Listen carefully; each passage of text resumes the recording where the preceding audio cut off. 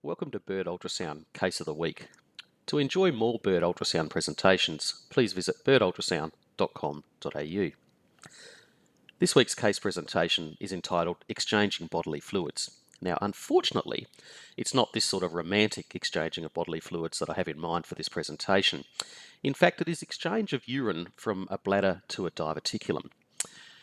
When you perform a renal tract ultrasound, it's not uncommon to see a bladder diverticulum, and occasionally you'll see quite a large diverticulum.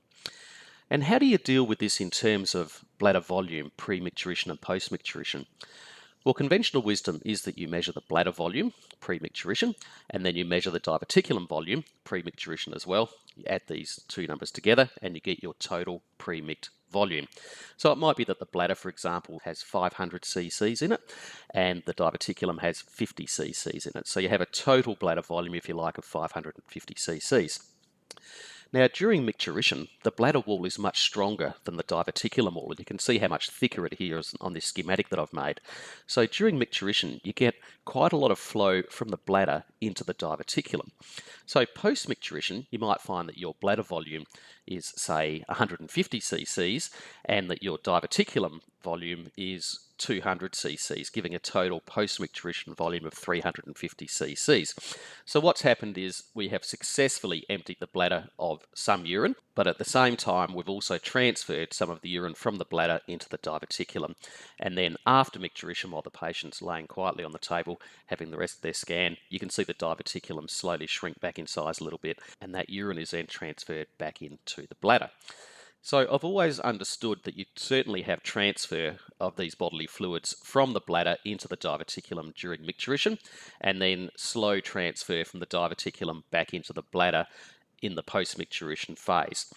What I've never really noticed previously is how constant this battle is between the bladder and the diverticulum, with the flow of urine going from one space to the other quite constantly, even as the patient just lays there relaxing, not during a micturating phase. So this is the case that I saw this week, and you can see we have a pretty typical bladder with a bit of a thick wall, and we have a pretty typical, fairly large diverticulum sitting here. So as I was scanning this in B mode, I just got the feeling that there was a few low-level echoes inside the urine here. And this is quite common in a patient with a large diverticulum because they never really completely empty their bladder because of this transfer problem between the bladder and the diverticulum. So the urine becomes rather stale and ends up with quite a lot of debris floating about. And in fact, sometimes you'll see multiple little calculi form within the diverticulum sitting inside it like a little pouch.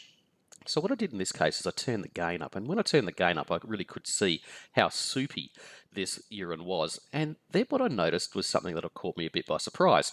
So this patient's just laying here. They're not micturating. They're just laying on the bed chatting to me as we quietly go about having a look at their bladder. And you can see urine flowing from the bladder to the diverticulum, and then you can see urine flowing from the diverticulum back into the bladder. And this was going back and forwards and back and forwards, even though the patient was just relaxing. So I thought to myself, I wonder what will happen now if I put the colour Doppler on this, whether or not there's going to be enough velocity of this urine flow to show with colour Doppler.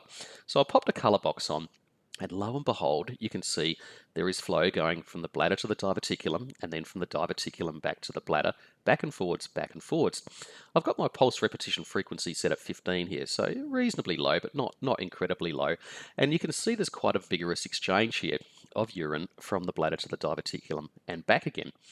I was showing this to the patient, and we sort of both got the giggles really, because it was quite like watching a sort of a sporting contest with the bladder saying to the diverticulum, here, you take this urine, I don't want it anymore, and then the diverticulum sort of fighting back and saying, no, it's not my problem, you have it back. And we're sort of watching this going back and forwards and feel like we're watching a game of football or soccer or something. We're sort of barracking for one team, barracking for the other team in this quite even contest. You can see there the bladder really had a big surge, and the diverticulum argues back and pushes a whole lot of urine back into the bladder. So we sort of watched this with great entertainment for a few minutes here. And remember that the patient's just laying there. They're not conscious of this. They're not micturating at all. They're just laying there, and there's this constant battle. So I never realised that there would be this byplay between a diverticulum and a bladder that was so ongoing. And I presume it just goes 24 hours a day, every minute of the day and night, with urine flowing back and forwards from one space to the other. If you turn the PRF down even lower, so I've turned it down to 7.5 now, you can really start to see the sort of yin and yang type, almost false aneurysm style swirling flow inside the diverticulum there as the urine is forced into it from the bladder, and then the way that the pressure in the diverticulum overcomes the bladder pressure again and pushes back. So it's certainly entertaining. It kept us entertained for a few minutes. Who knew that there is these little battles going on inside our body 24 hours a day, every day of the year, and we've got this transfer of bodily fluids between two potential spaces here in such an entertaining way. I hope you've enjoyed this short Case of the Week presentation. Please visit birdultrasound.com.au to enjoy many more ultrasound related presentations. Happy scanning and bye for now.